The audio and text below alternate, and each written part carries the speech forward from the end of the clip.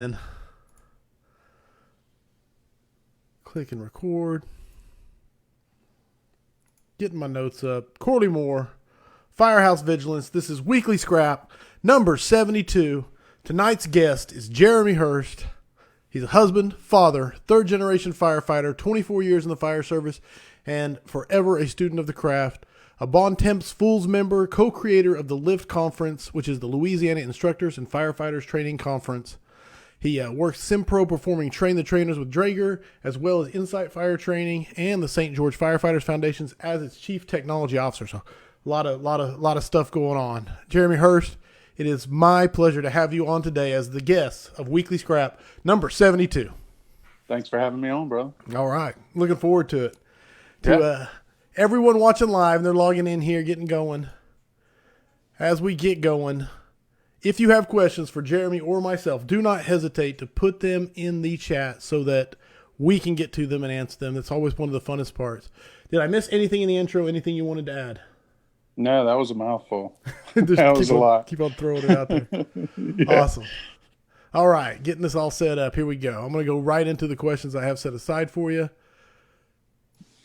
I'm going to start right out the gate by talking about LIFT. It's how I kind of first heard about you, first met you, was through the Louisiana Instructors Firefighters Training Conference. Kind of tell me how that started, how that came about. Go. Well, that's actually a funny story. So me and one of the other co-creators, I hadn't known that he was thinking about doing anything like this. And I was working at my part-time and made a trailer fire. And guy just with no gear on blew the door open and came back and, okay, it's a working fire. We could have started that out a little differently. I was operating that day. But when I got back home that evening, I called him on the phone and I said, hey, man, we really need to start like some training opportunities or something here in the state because not a lot of people had the same opportunities that we do. And he said, man, let's do a conference. I hung up on it. No. Right out the gate. That's not what I was looking to do. But he called me right back. He's like, man, I'm messing with you.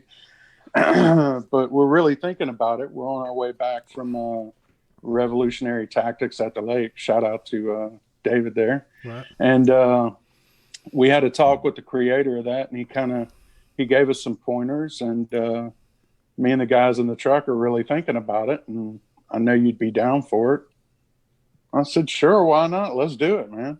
And here we are 3 years later. No, that's awesome, man. And the amount of work, like, until you've tried to put one together, you have no idea the headache and amount of work that it's going to take.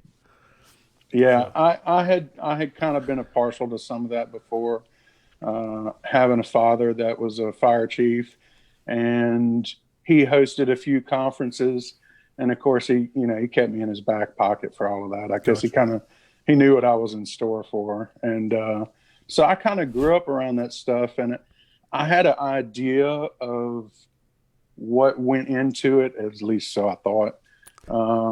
And I guess it's what you make of it. If you want a successful event and you want people to have good quality training, then you're going to have to work your ass off for that. So if that's something that you're into and you don't mind doing the work, it's a lot of time away from your family. It's a lot of time away from your company. I mean, when you're at the station, you're making call after call after call. And then on your in-between time, I'm doing reports, making sure the daily stretch is done and where we're going to do that. All right, now it's time to get on the computer. It's time to get on the phone. There's no downtime in that. It's a full-time job, but it's totally worth it. That's awesome. Totally. Of course, it was canceled last year, like so many public events. Yeah. And you have adopted for 2021 moving forward as everybody's dealing with all the craziness that is going on. So what's the plan for LIFT moving forward? What you guys got going on? Well, we postponed it. We're still having that great lineup that we're going to have this past year. We're just going to push that back off until 22. But in the meantime, we plan on having smaller functional events to where people can come. We can social distance with everybody that we need to. We do have regulations here in our state, and it's not too different than any other state. So we're going to try and make those smaller, manageable classes and still get some of those guys in here that want the training, that want to do the training. And hopefully we can get those instructors in and have that one-on-one contact. That was one of the hooks for me, was going to a county fire tactic event and getting on the elevator with Brian Brush, and he's like, "Say, dude, you want to go grab a beer?" Yeah. Yeah, let's go grab a. You mind if I pick your brain for 2 hours or so? Right. You know? So, and it was awesome, man. And that's what hooked me onto it. And, you know, trying to model something like that is, you know, I thought I had an idea of what those would be until I went to an event like that. And it was just like, man, holy shit, this is awesome.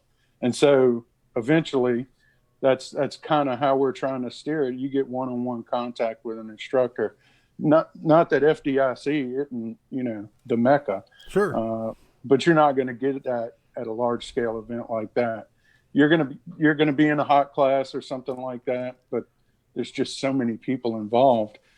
With a smaller event, you get that one-on-one time. That's what's worth it. Love it. No, absolutely. And that's one of the things. There's so many quality conferences, like you already mentioned, Revolutionary Fire Tactics, like you mentioned, County Fire Tactics, Yeah, FD Tactics down south, and your lift, and I mean, they're all over, you know, and it's just amazing the ratio that you can get from that instructor to student on those. Advice you would give someone, like if someone woke up this morning and said, you know what, I'm going to put together a conference. What kind sleep on it. Go back to sleep.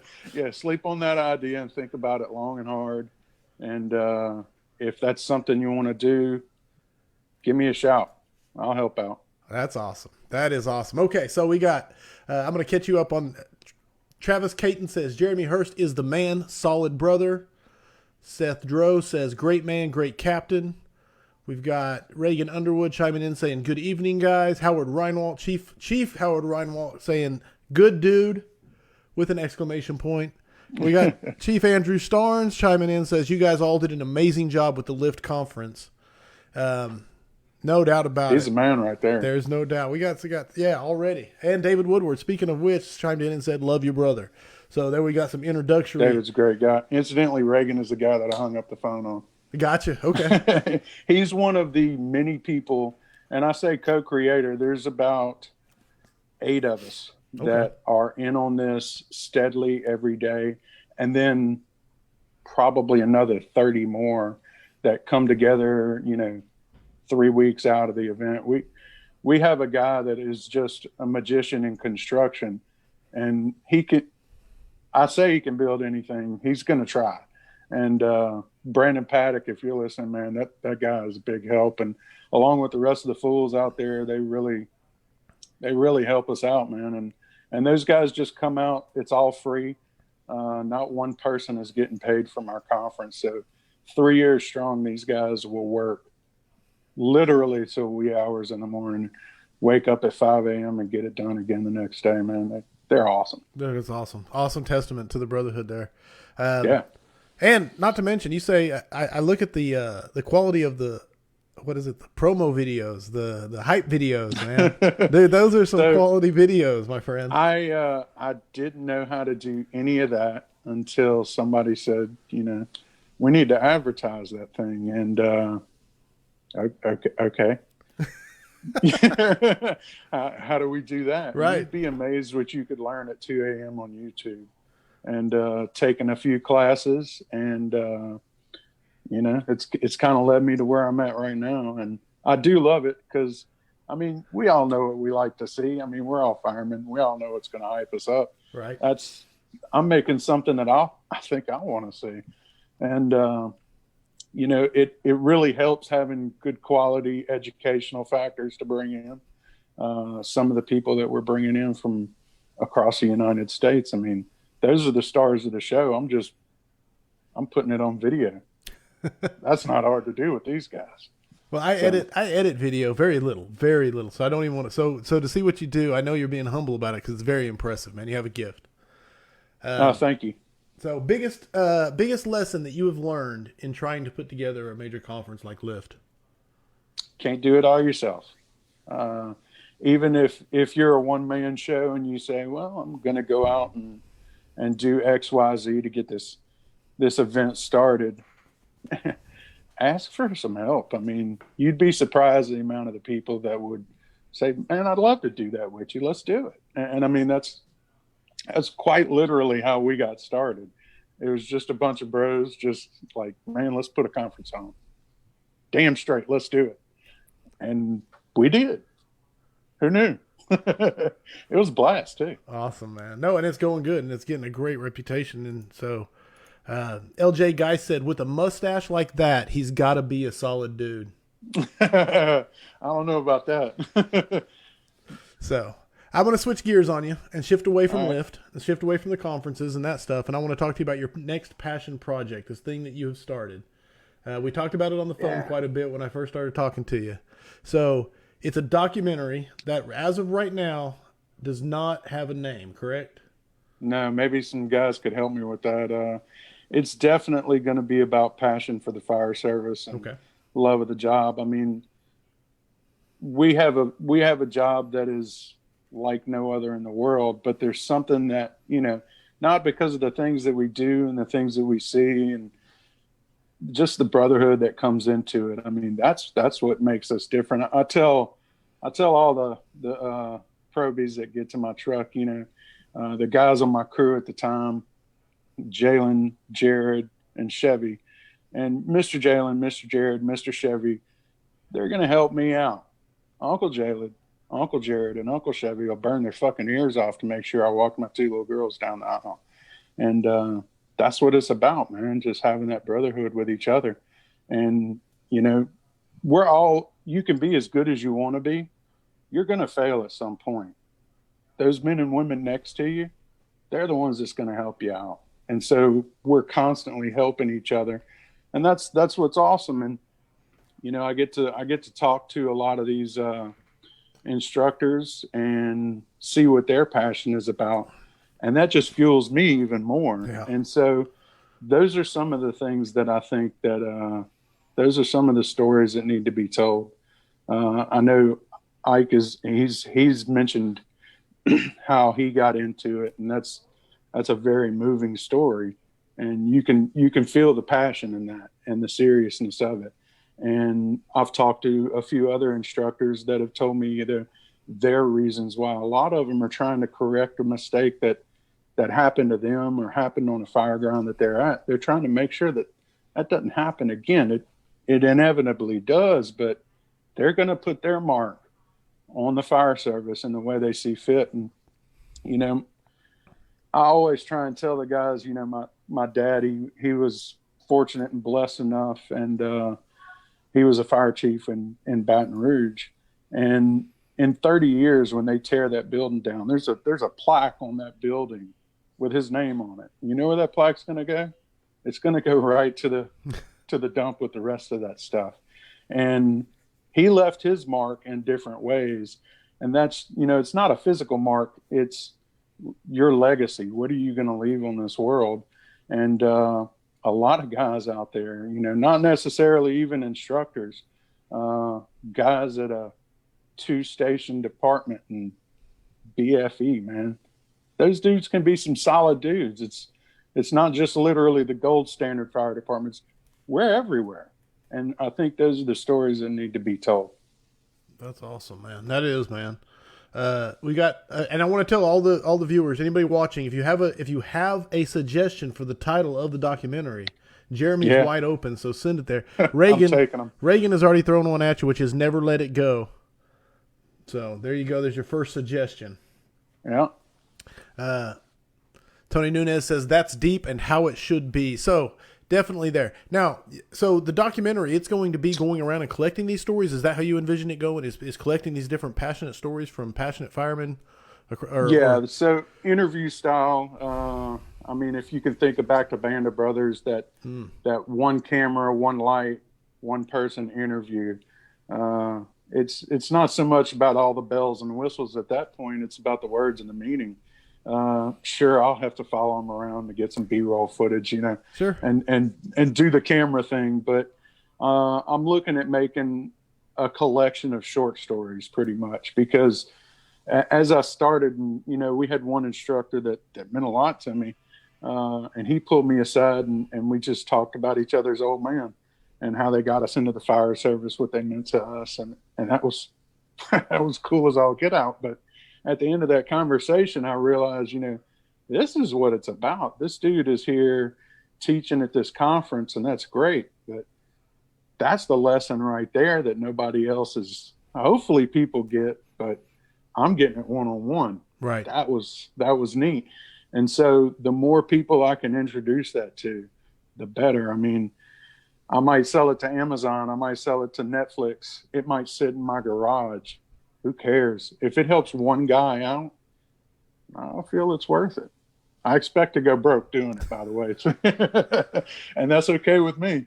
Well, I've seen the quality of your video editing, and I feel the passion in your project. So between the quality and the passion, I imagine that there is going to be a market for it. So hopefully it will at least not break you in the process. And Netflix. No, I don't think it will. But hopefully there's some fireworks there. Now, is it going to be a single one shot, or are you going to do a series, or how do you envision it, or are you even sure yet?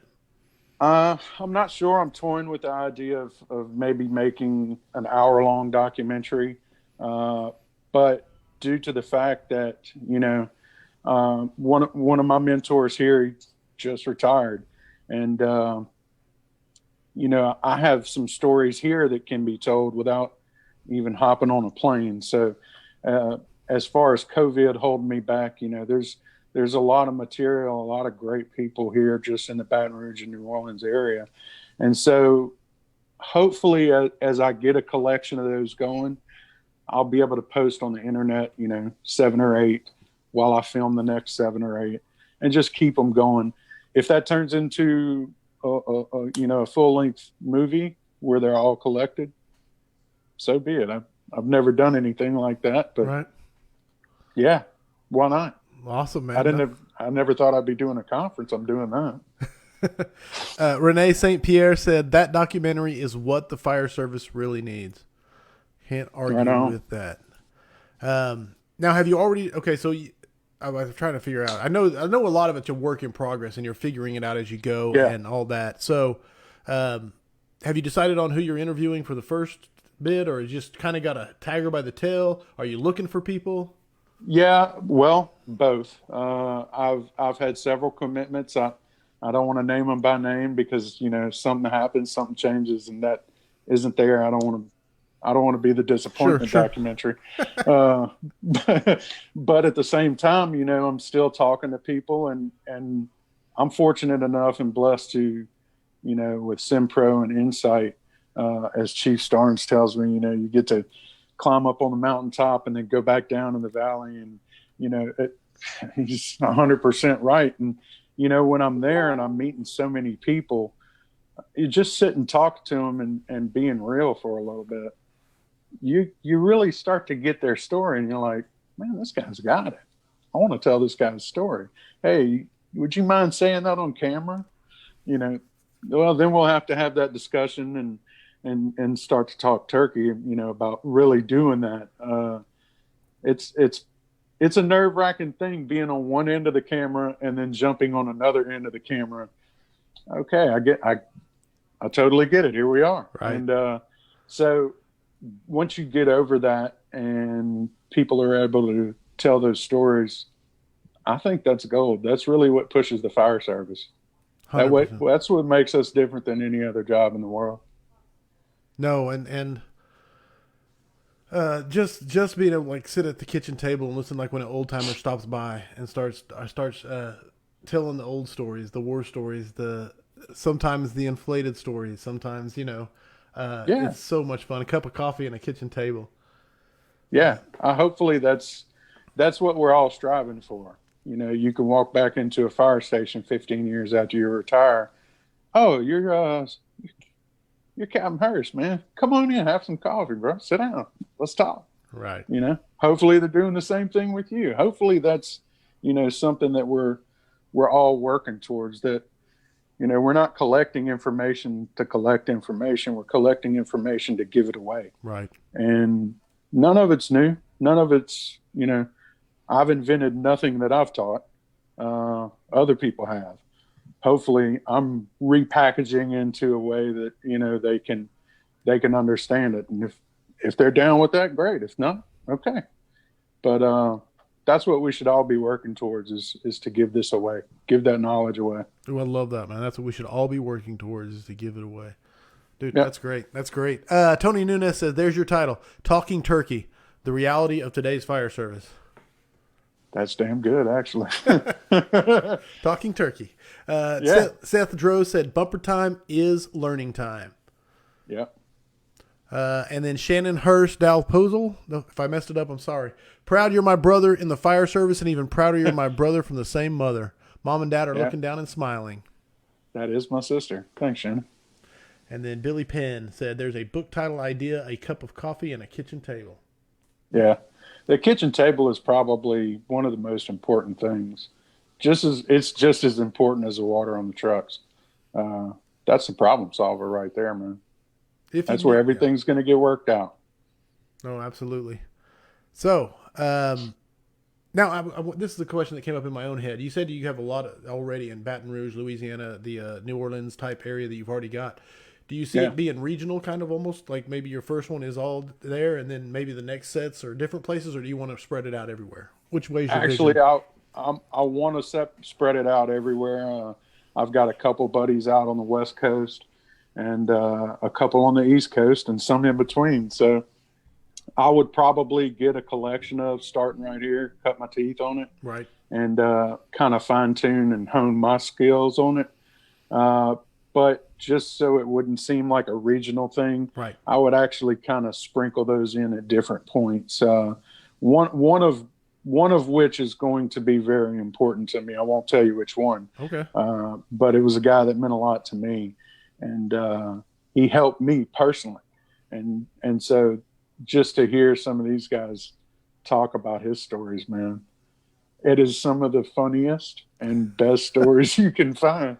No lie, man. This guy's great. And, it touched me, and I think that should be touching other people as well, and that's what it's about. All of these guys, all of these men and women that make up the fire service, there's a lot of great stories out there. And, so that I'm not focusing on one specific region, one specific fire department, I've got endless material. Right. I mean, where do you stop?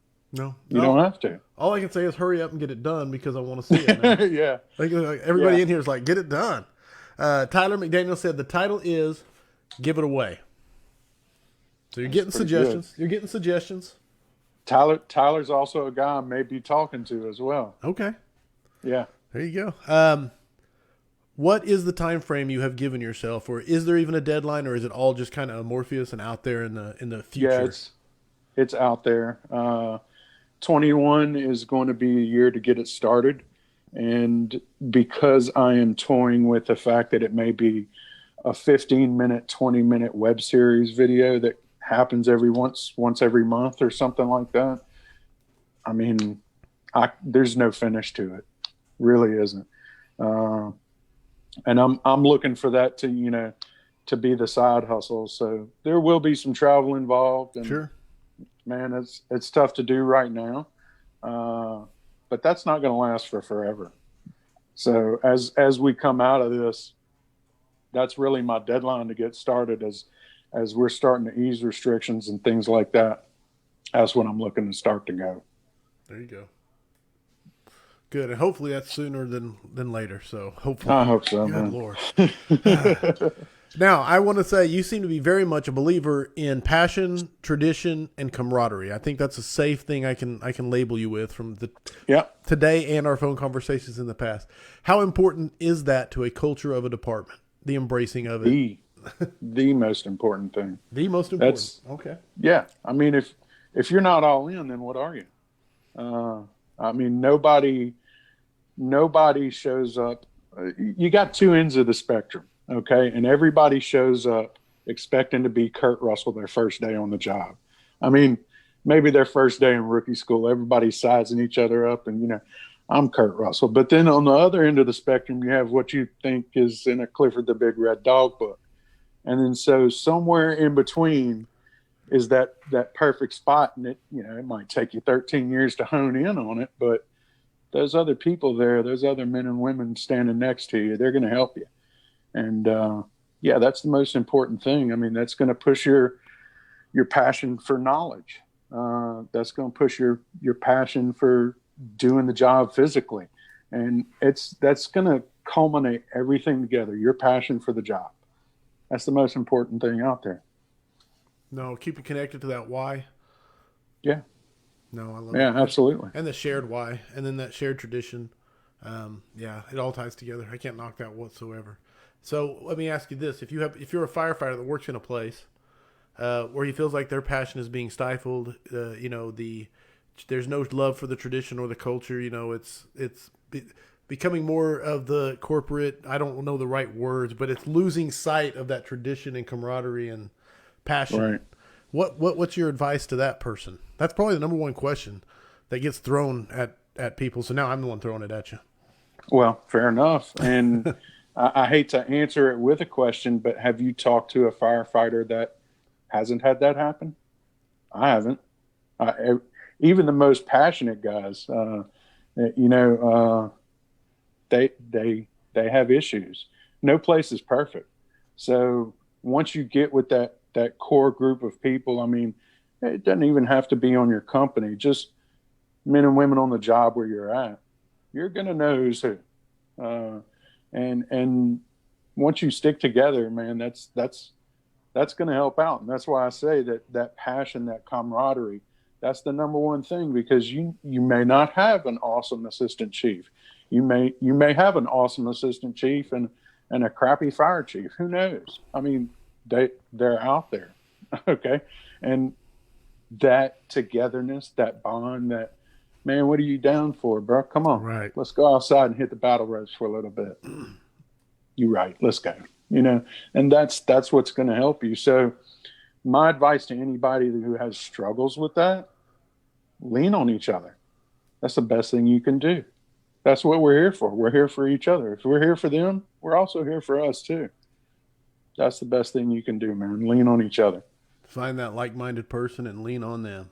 And then be there when they need to lean. When they hit that valley, be there for them. Yeah, dude, I love that. Don't make them feel awkward about it. I mean, just know that might be you the next time, and help them out. That's your brother. That's your sister. Help them out. Nice. I got more titles to throw at you. Brian Russell said, title, The Why. Yeah, that's a good one. Way to go, Russo. Jalen Gerald says, and he's got a lot of likes and hearts on this one, so I'm going to throw one too. He says, Big Worm throwing wisdom. Is there a story there? Yeah, he's actually a former firefighter of mine, and that's a nickname, Big Worm. All right. So, all right. Yeah. There you go. Mark Isoa says, I like the once a month idea. It's like a mini podcast with video, along with broadcasting a wealth of knowledge for the present and future generations. Pretty good synopsis. I do like that. I mean, I don't know what the schedule would be like to get that out, but it depends on how many put in the camera. It would. Yeah, I mean, that's my ultimate goal, is to have that once a month thing, because if I'm filming one, editing, it's going to take me a month. I mean, I still got to go to work, right? And once that gets done, don't release it. Go out and film 5, 6 more, and get a little cushion. Sure. That way, once you start releasing them, you can start doing them at the same time. You got that buffer? Yeah, you can set that thing up on Facebook, and it'll release at a time and date that you tell it to. And then once the world sees it, hopefully they like it. Hopefully they come back for more. Yeah, absolutely. Yes, absolutely. All right, we got too many people just want a paycheck, Tony Nunez says, and that's true. That is true, and that's where you can lose that passion. Murphy J. Arsenault says, The Fire Within again. He is with Chief Starnes on The Fire Within. Corey Archita? Arteta, okay, thank you. He says, doing a great job, brother. So there you go. You got your encouragement coming at you. Thanks, Corey. All right. Getting back my notes, I had a question for you here about leadership. And I want to know, have you personally been more impacted by bad leadership or good leadership in your life? Which side of the spectrum do you fall on? I'm about 50-50 actually. And I know that's a vanilla answer. That's a safe answer, but you have to think of it this way. Just like building construction, we're all a sum of all parts. And so I'm every bit of every bad company officer that I had and every bit of every good company officer that I had, because if it was bad, I was still learning. If it was good, I was still learning. So yeah, I've had some bad leadership before. I wouldn't necessarily call them bad leaders. As you talk to Van Oppen, there's no such thing as a bad leader. There's just leaders and dicks. So yeah, that sums it up. I mean, he hits the nail perfectly on the head. So I've been into that situation, and I learned from all of them, and I appreciate every one of them that I've had, bad or good. I learned something, and that was helping me, and hopefully that that's helped me help other people. If it was a bad example, don't do that. Let's not do that. Yeah. Yeah, I'll be good to go if I don't do that. I've had a mat book thrown at me. I've never thrown a mat book at somebody. Right. And it was an honest mistake. I passed the street up, mat book flinged my way. Okay, there's better ways to handle that. At least that I thought at the time. Then my operator misses the street. Where you going, buddy? Right. Calls that way. Oh yeah. Okay. Yeah. So, and we learn from it, Sure. And there's ways to move past it. So, like I said, I'm a 50-50 mix. I'm a mutt when it comes to leadership. I like that. I like that a lot. Yeah. Gavin Reynolds said, when having a bad leader, one positive is you learn what not to do. So right there with the map. Absolutely. 100%. I mean, I've heard another chief give another chief advice, and he was replacing a guy that was a little rough around the edges, and he told him, whatever you do, just don't do that. Outside of that, you're going to be okay. That's the easiest, simplest wisdom that probably meant the most. Tony Nunez said, I've said it before and I'll say over and over, some of the best learning experiences are what not to do. Hey, and that doesn't even have to be a bad example. That can be our own mistakes. I mean, right, absolutely. I'm the best at learning what not to do by trying to do it that way the first time. Probably the first 3 years as a company officer, I just screwed that up. I learned from every bit of it, though. Everybody was, quick to tell me, like, what are you doing? Right. I don't know. But I'm going to find out. I'm going to fix it. So I learned from those mistakes. Jalen Gerald says, Jeremy has impacted my fire career from day one. He takes each firefighter and officer who has been under one as a personal task to show them the service from his view. From the words of the man himself, want to be a firefighter, not want to work for the fire department. Yeah, that's something that's something hopefully I gave to him and he'll give to somebody else, and a mentor gave to me. There's two kinds of people that are at the fire department. Those that want to work at the fire department and firefighters. Which one you going to be? No, that's powerful. He asked me that question. I was like, shit. Yeah. That dude's on to something, man. He was right. No, it's solid. Absolutely right. We need more leaders who will go and ask people that question right from the get-go and set the path on their careers. Oh, yeah, and this was in the context of a conversation where he's calling me on the carpet. Right. I did something wrong. And he got me with that one. He made me think. I had nothing to say, but damn insightful. Yeah. All right. Early times as a young officer, the training officer coming in, Justin Lorenzen. Early times as a young officer are difficult. It really makes you realize what you don't know.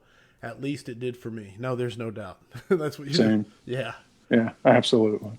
Like, you can think you have, I always say this when I'm teaching a class or anything on leadership, and I'm talking about I was the best decision maker ever when I rode backwards.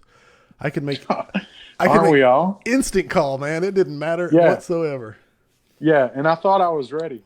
I thought I got to that point, and boy, was I friggin' wrong, man. I thought I was ready for that, and I wasn't. But that was something that I took very seriously. You know, I might work for the fire chief, but I have to report to a wife. Right. I have to report to somebody's kids. I have to report to the public every day. So I'm going to take that with the utmost seriousness, and I'm going to learn quickly.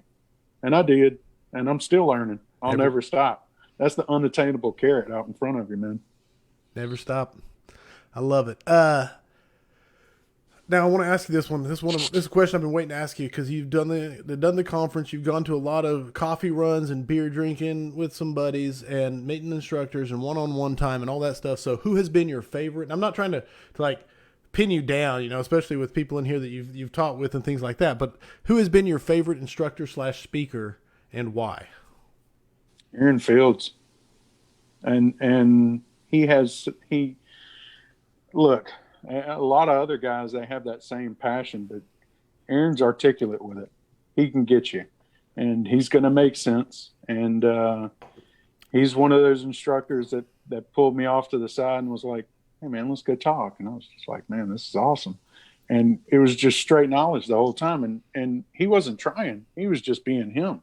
And the system that they've come up with the nozzle forward system, that's money, man. I mean, that's helped me out so much.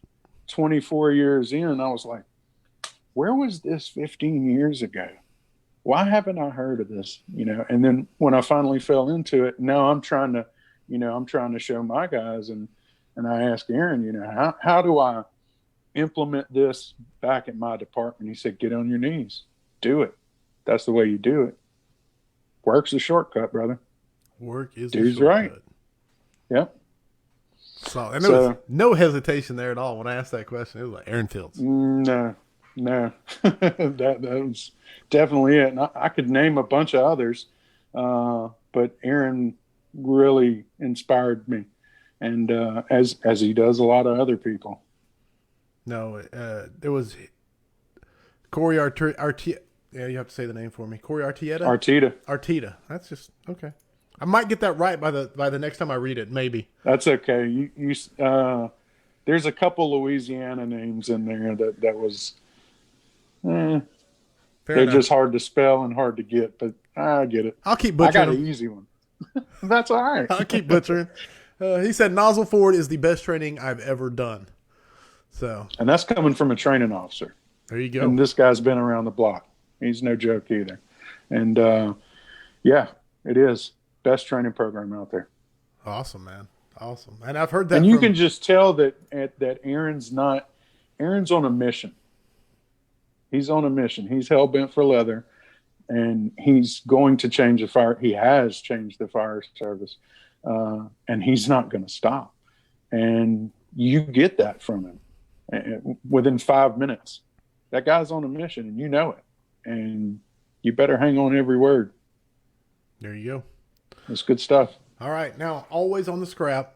I love books. I love reading, and I'm always looking for new books. So I always ask the guest if they have book or books that they think firefighters should be reading. Nice. Right there. One More Light. James Gearing. Definitely.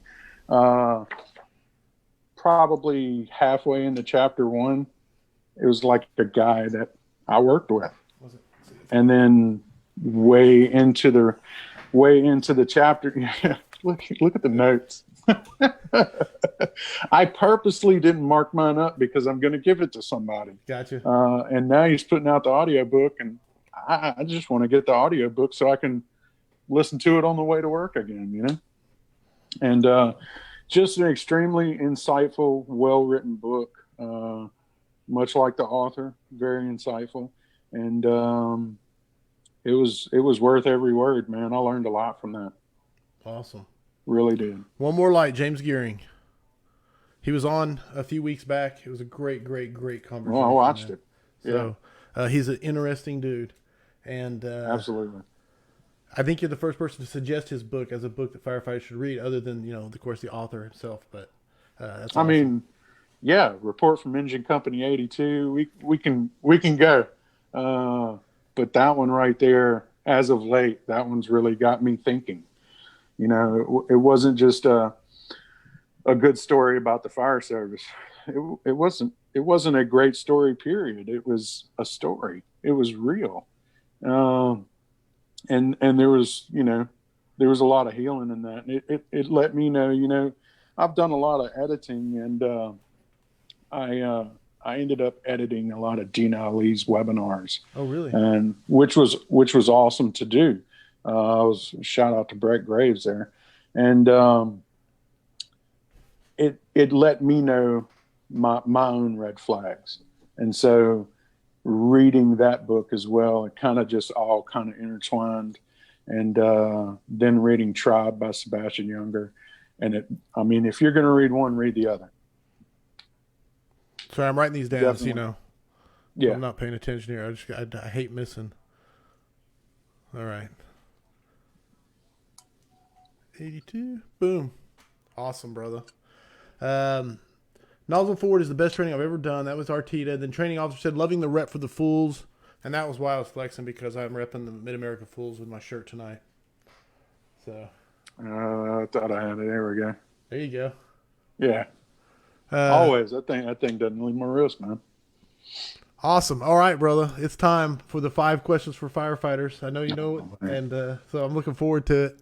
Of course, all the answers are completely your opinion. The points are arbitrary and passed out by me. There are no correct answers. So, Mr. Jeremy Hurst, are you ready for the 5 questions for firefighters? I'm ready. Hit me. All right, here we go. Question number 1. What is the number 1 issue facing the modern fire service? Poor leadership. All the problems come from there, or ego, and both go hand in hand. So hand in hand. If you look how many classes there are on leadership. That should let you know. That should set off a red flag. Yeah, I mean, they've got a ton of leadership classes out there, and all of them are quality. I've sat and listened to most of them. Who is out there that is not listening to this, that is still in leadership positions? That's got to be the craziest thing. That's where the ego comes in. No, I was going to say, does it tie right back to the ego, the fact that they can't absorb all this knowledge? I think they can. I just think they choose not to. No, because that's a great point, man. There are some, I mean, everywhere from Von Oppen up in the northwest all the way down to Isaacson in the southeast and everything in between, you can catch a great leadership class. And it's needed. Yes. It is absolutely needed. But there's a reason why it's needed, and that's the number 1 issue. I mean, if you want to look at it as far as the sleep studies and things like that James was getting into, there should be leaders listening to that, but there's not. That's why it's so hard to get out there. So, yeah, leadership, that's the issue. Nozzle forward. Man, I can't tell you from a guy that's been on a pipe for the majority of his career. Yeah, that thing has helped me out. Why isn't it everywhere yet? Egos, leadership. So, yeah, that's the number 1 issue. Probably always will be. No, unfortunately. Think, and that's one of those things I say is back, Napoleon was probably sitting and talking to his generals going, like, we just taught this class, and you're still doing right. Yeah. And back to Marcus Aurelius talking to his Roman generals, and he's like, why can't you just, no, 100%. Is it Absolutely. Like, there's so few and far between a chief that will get down and learn with his guys, or is it just the sorry, I know I'm posing this rhetorical question to you. No, that's a deep rabbit hole, Corley. But I can tell you what, if you've got a chief that will get out there and get wet and dirty with his crew, yeah, okay, they got my respect, and that's somebody who's leading from the front. So yeah, if you're in that position of leadership, or even if you're not, get out there, man, have fun. That's what this job is about. Dude, I love that. You can't tell me, however long you've been on the job, you can't tell me when those tones drop, you're not the least bit excited to say, I'm going to help somebody. The worst day in their life, I'm going to help these people out. And that's fun. Let's all go do it. Dude, that's great, man. I love that. And this is the thing. And see, you got me talking right in the middle of your 5 questions. So you already know you get max points on the first one, because one of the criteria for getting max points is to get me to start running my mouth. But okay. I've never heard a firefighter say, man, my chief came out here and did reps with us, and I don't like that. They all respect the person that does that. Yeah. They all do. Like 100% said. Yeah, I wish he would just go inside instead of out here on the Yeah. sideline. He came out, threw on his Okay. gear, and Said jumped no through the window. firefighter ever. Ever. No. Ever. It's like the Yeah, so easiest. if you're in that position and you go outside with your men and women, But you don't have to say a thing. that's Just go out there and do it, drop the mic, go back inside. That's it, man. That is Let it. them have some fun. Okay. Max points for that one, sir. Good job. You got me going. Thank you. Number 2, what is the thing you are most excited about for the future of firefighting? Younger firefighters, the younger generations. And like we just sat here and talked about the leadership and, Brunacini's the chainsaw whisperer speech, that really struck a chord with me because I was that guy. I was that guy griping, oh man, these younger guys, somebody was bitching about me just the same way. But somebody's got to stop it at some point and say, you know what? Not everybody grows up on a farm with a chainsaw. Right. It's 2021 for crying out loud. There's not a lot of need for them out there like there used to be. And so this kid grew up in a neighborhood, but guess what? Might be on the saw next week. Bitching about it ain't going to solve it. You better go show them. And that's, that's what it needs to be. Love it. Love it. Do something about it, accept it, or bitch about it. That's your 3 choices, right? Right. Do something about it. Yeah, don't nobody want to hear you bitching. No doubt. Unless you want to wear them out. All right, number 3, best rank or position to have in the fire service? Company officer. Whatever you call it. We call it the captain or the skipper. But yeah, that's you can learn how to protect your men and women. You can learn how to shape them. And if you want a good company, they're just like I was a much like a family. I was a product of my first company that I was in. That's what I learned how to be. And as a skipper, I was really able to see how much I was able to affect that. So yeah, absolutely, skipper's the best position. 100%, man. That's such a, yeah. And I'm just tacking on to you because you got me going. Senior men matter, rookies matter, firefighters matter, the guy on the pipe matters, the chief at the top desk matters, Yeah. the battalion chiefs and the shift commanders matter, but the backbone, the day in, day out culture and excellence of your fire department, of your service will be determined by those guys who are the company officers. Yeah. The standards. And when they have a good company because they tried for it, then they're all pushing each other. Oh, yeah. The firefighters are pushing the skipper. The skipper's pushing the firefighters. Somebody's got the operator out there. He's pushing himself, trying to get all the bells and whistles going straight. And then it's just a big ball of positive energy that's going to push forward. That's when it's going to start to affect the next Duke company. Yes. Man, you saw how those guys got off at that alarm? They were sprinting. Everybody had an air pack. They had cans and hooks out. I'm not showing up not like that on the next call where Right. I'm running in for them. Like that? Yeah. Yeah. So they're going to show up like that for you. And then, I guess I have to up my game. So, no, I love it. And that's the way it goes. Competition. It's great. No, it's awesome. The rising tide and all those boats. Absolutely. Yes. Just as long as it's not a competition to go down, we're all good. And if you're having fun on the job, it's not. No, and when you can make it fun, that solves so many problems at the department, at your culture. When you can make it fun, when that morale is in a positive, just the positivity. So anyway, sorry, got me. Anyway, back to your 5 questions for firefighters. Now quit talking. Best advice you have ever received. Oh man, that's kind of a double-edged sword because it is the best, and it also set me up for failure. Leave the job at the job and leave the home at home. And the reason why I say that is because there are some things that you're going to bring to the fire station from home. Man, me and my wife just got in a bad argument. You want to go talk about it? Yeah, let's go talk about it, man. And you're going to be able to vent and maybe hear some good advice. Same thing. I just went on this bad wreck and I need to talk to you about it, babe. But there's some things that you probably don't need to hear. So we're going to leave that at home. But also when I say it sets you up for failure is because eventually when you do bring that home or do you bring it to work and you're not acting out, you just need to vent. You're thinking in your head, like, did I just mess up? Like, is this the right move? Is this the wrong move? So it's a double-edged sword for me, but probably one of the best pieces of advice is, home at home, work at work. And I like to blend the two, and sometimes that's wrong and sometimes that's right.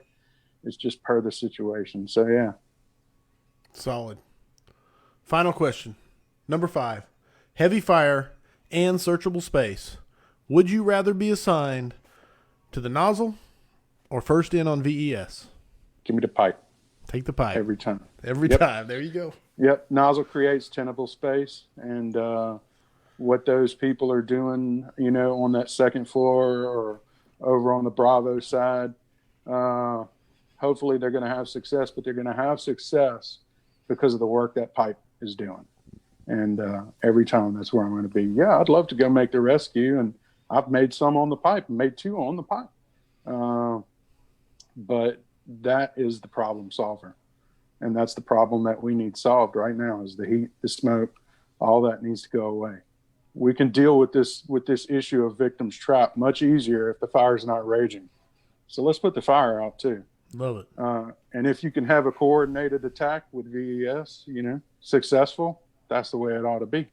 But that pipe, yeah, I'll take that. I like the way you smile when you say it too, man. So I know it's absolutely. 100%. And every guy that's worked under me knows, don't give it to me because I'm not giving it back. It's not coming back.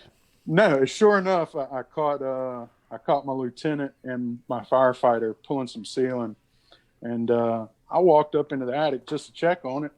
I looked over the plenum and I could see flames, and I said, "Hey man, give me that pipe real quick." And he kind of reluctantly passed it. I said, "Give me that, boy." And then off we went, and he was in the attic, and we finally went up there, and fire was out. He learned real quick. Don't give Cap the pipe. We call him Captain Nozzle Hog. Yeah, sure. Absolutely. He got to have his fun in there. No doubt. Yeah. That's awesome, man. There it is. The 5 questions for firefighters, according to Jeremy Hurst. Excellent job, sir. Thank you for doing it. I hope I scored well. Yes, always. No right answers, just your opinions. Best place to contact you, book a class, or get talk to you about your documentary, find out information on Lyft and where it's going, how to get in touch with you.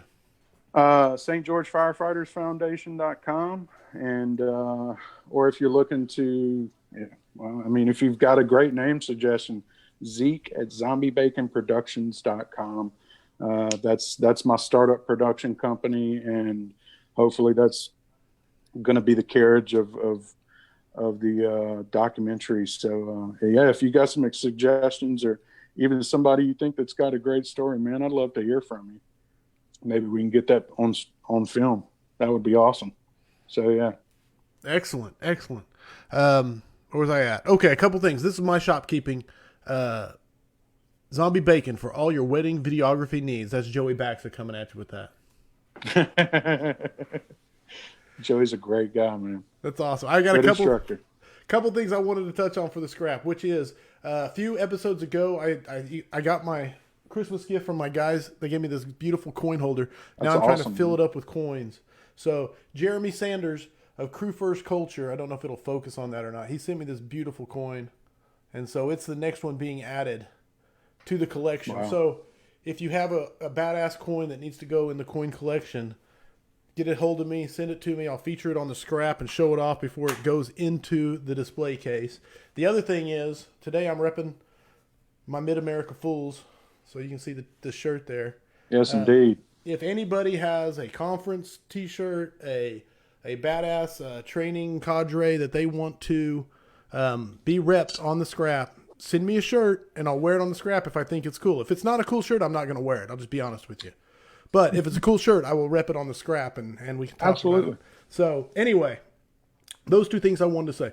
The last thing is I'm aiming for June, but we had 2 line of duty deaths here in Oklahoma at the end of January. 2 guys doing search, building collapse, the residential roof collapse up in Waynoka, Oklahoma. So I'm going to work on, and it's kind of coming together at a high rate of speed, but work on putting together a conference. There's been a bunch of I don't want to say too much right out the gate, but a bunch of awesome dudes who've already volunteered to be involved in it. There's going to be hot classes. There's going to be great speakers, and if going to try and get that put together. So there'll be more information coming out about that, but 100% of whatever it brings in is going to go to the families from the Waynoka Fire. So that's what I wanted to announce. Coming up on the scrap next week, your friend David Woodward is coming in to talk about Revolutionary Fire. So I got back-to-back conference guys to pick their brains on. So there you go. It's going to be fun times. And then I'm heading down to H-Rock to see Ike, and then we'll be back with Shane Bentley and Sean Donovan coming up. So anyway, the scraps is cranking along, and 2021 is cranking along. Thank you, everybody, for the comments, suggestions, and Jeremy Hurst, thank you for being a really fun guest this evening. Thank you, brother. Thanks for having me on. The audience, I hope the tone stays silent unless it's burning. Everybody stay safe out there.